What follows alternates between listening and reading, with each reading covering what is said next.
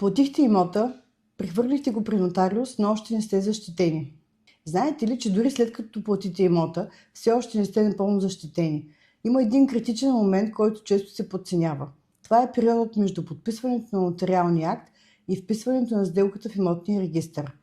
Правото на собственост се противопоставя на трети лица именно от момента на вписването в имотния регистър на сделката, а не от момента на плащането. Точно в този интервал съществува риск. Възможно е да възникнат тежести или други действия, които да засегнат имота преди вписването на вашия нотариален акт. Това могат да са действия, извършени или в същия ден, или в деня преди прехвърлянето на имота. Решението в такива случаи е сметката под условие. Сумата се задържа и се привежда на продавача едва след вписването на сделката и проверка за липса на тежести. И тук е най-важното. Тази защита не се случва автоматично. Тя трябва да бъде уговорена предварително между страните, защото сигурността при една сделка не е в плащането, а в това кога и при какви условия се извършва.